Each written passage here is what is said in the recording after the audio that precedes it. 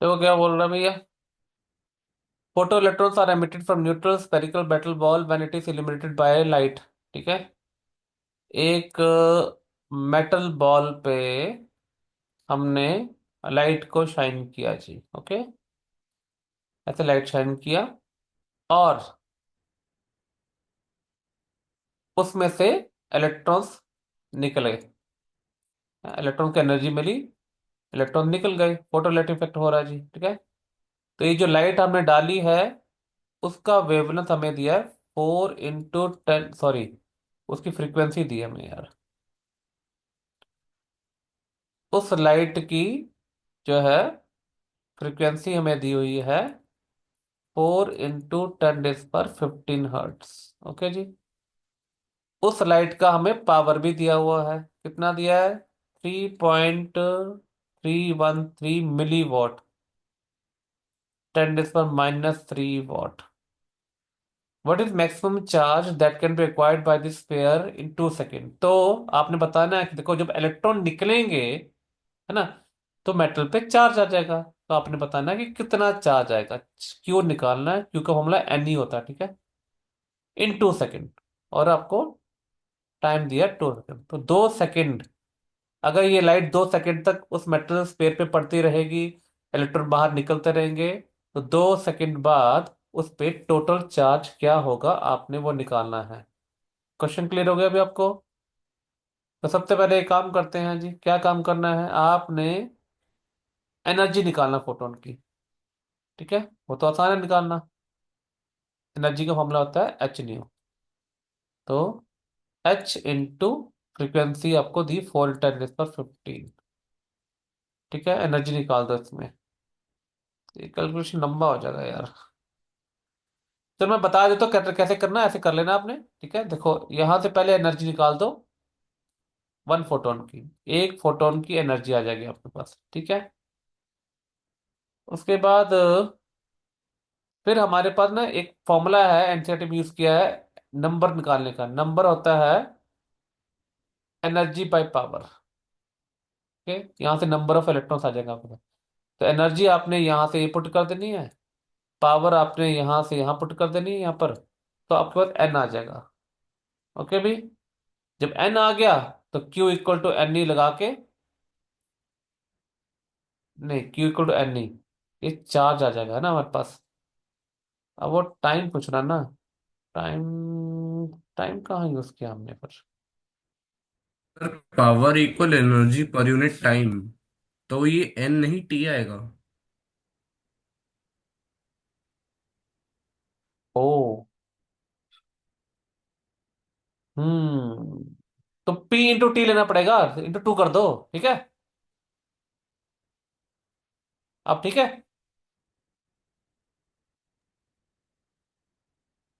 P × 2 करना पड़ेगा तब आ जाएगा तुम्हारा आंसर। ठीक है। तो नीचे भैया P × T कर देना, तो वो एनर्जी बन जाएगा, तो हमारे पास एन आ जाएगा तुम्हारे पास। तो यहाँ से एन निकालना है, यहाँ पुट कर देना, आपका आंसर आ जाएगा अभी। दोबारा देख लो कैसे किया मैंने। पहले एनर्जी निकालना है, फिर एन की फॉर्मूला हो जाएगा E/P × टाइम, 2 सेकेंड्स। यहाँ से एन आ जाएगा, एन को उठा के क्यू को एन पुट कर देना, आंसर आ जाएगा आपका। ओके। सॉल्व कर लेना, अभी निकल जाएगा आपका। Okay. Next. Ambient light sensors are used in mobile phones device to auto adjust the brightness of screen based on surrounding brightness। देखो ये तो हर मोबाइल में होता है। आपको पता ही है कि जब आप मोबाइल ना डे टाइम यूज करते हो तो स्क्रीन अपने आप अपनी लाइट को एडजस्ट कर लेता है। फिर जब आप रात में यूज करते हो तो ब्राइटनेस थोड़ी कम हो जाती है। ठीक है। वो ऑटो एडजस्ट हो जाता है। तो क्यों होता है? क्योंकि आपके मोबाइल स्क्रीन के नीचे एक लाइट का सेंसर लगा होता है। तो देखो क्या बोल रहा है, a light sensor has has to be able to detect a wide range of frequencies. A sensor can react with photo energy of ये। तो फोटोन की एनर्जी का इन्होंने रेंज दे दिया है। तो what will be range of frequency that sensor is sensitive to? आसान है। E = H ई दिया है। आप दोनों वैल्यू बारी बारी पुट करो, आपके पास फ्रीक्वेंसी की दो वैल्यू आ जाएगी, न्यू 1 न्यू 2। That's it. वो रेंज हो जाएगा। ठीक है भाई। ये डायरेक्ट निकाल देना, सीधा सीधा अपना फॉर्मूला लगेगा, इक्वल एच न्यू, न्यू निकालना दो बार, बस आंसर आ गया आपका। ओके, नेक्स्ट है 151।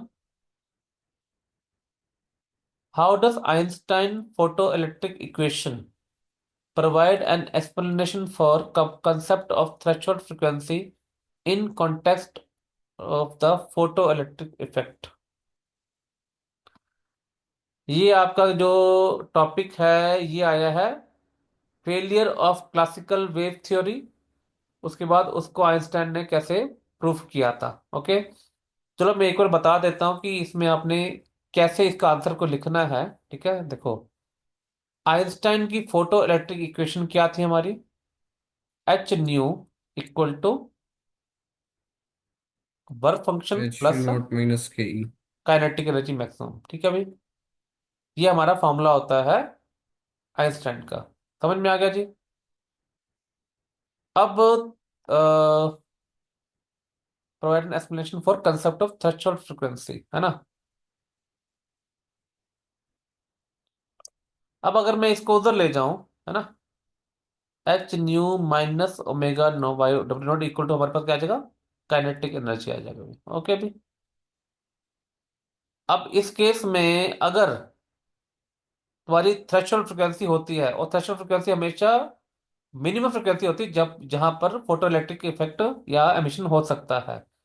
इन केस अगर आपका एच न्यू वर्क फंक्शन से कम हो जाए तो क्या होगा अक्षित?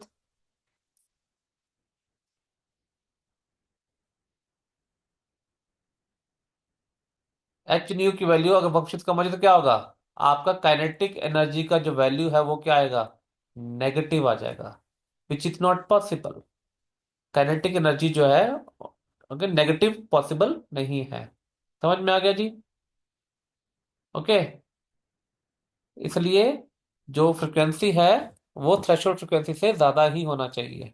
ओके, तो इन्होंने वही कंसेप्ट बताया हुआ है कि आइंस्टाइन ने बताया था कि मिनिमम फ्रिक्वेंसी होना जरूरी है, वरना वाटर रिलेटिव मशीन जो है वो निकलेगा नहीं, या वरना काइनेटिक एनर्जी नेगेटिव में आ जाएगी। ओके भी, थियोरेटिकल क्वेश्चन है, देख लेना आपने। हाँ, अगला है,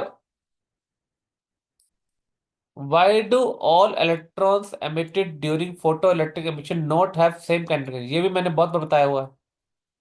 अश्विन बताओ, इसका आंसर बताओ। सर क्योंकि जो ऊपर सरफेस पे इलेक्ट्रॉन होंगे वो उनकी मैक्सिमम होएगी काइनेटिक एनर्जी, और जो नीचे से सरफेस से आएंगे उनकी energy lost in collisions. Very good, बस यही लिख देना भाई। आपने अब 2 पॉइंट बना लेना, निकाल देना। ठीक है भाई, 152 आओ। 152 है, photoelectric emission apparatus with unknown metal is irradiated with 200 nanometer light। Wavelength दिया है 200 नैनोमीटर, 10 रेस पर minus 9 metre. Photo current become zero at collector plate और पोटेंशियल 0.80 वोल्ट। बताओ जसमन, ये क्या दिया हुआ हमें?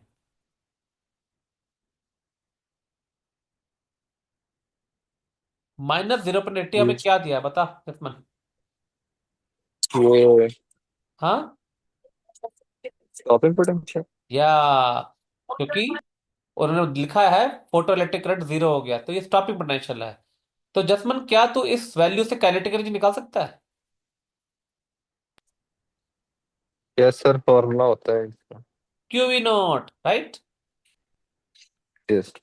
हाँ, ओके, तो ये आ जाएगा E इंटू 0.8। मैं वो ले रहा हूँ भी, इसका मैग्नीट्यूड ले रहा हूँ भी। लो, काइनेटिक एनर्जी की 0.8 आ गई, वेवलेंथ भी आ गया, वर्क फंक्शन निकालना हो जाएगा। ठीक है अभी, अभी कर लेना आपका एच, ठीक है, न्यू इक्वल टू होता है W naught plus kinetic energy. तो एच न्यू जो है, एच न्यू की जगह सी बाई लैम्डा लगा दो, W naught plus kinetic energy.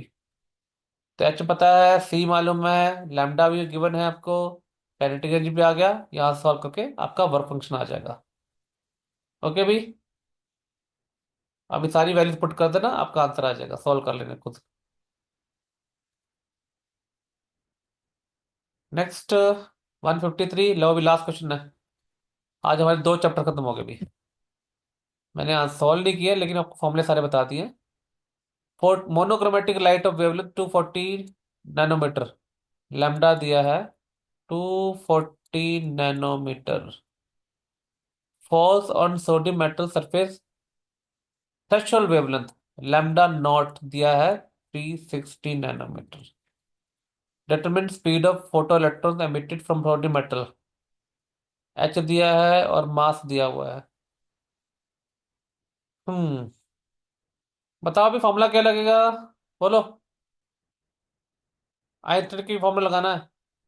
H nu equal to W naught plus kinetic energy,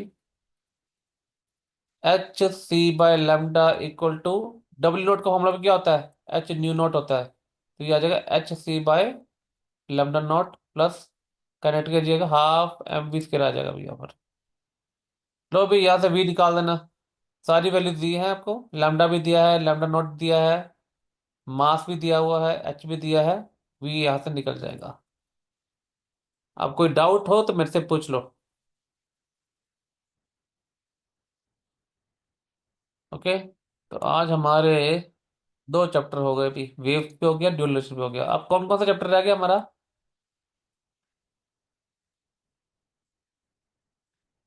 मेरे ख्याल से एटम न्यूक्लियर रह गया और इलेक्ट्रोमैग्नेटिक वेव, सेमीकंडक्टर। है ना। बाकी सारे हो गए ना हमारे। Semiconductor.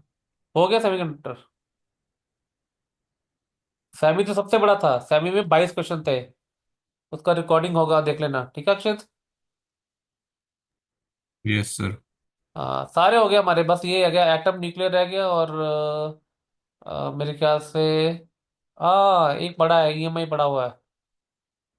Tomorrow we will do EMI, वो करना है electromagnetic interaction.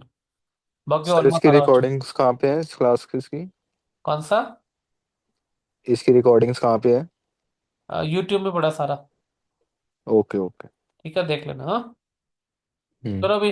Okay bye, good night.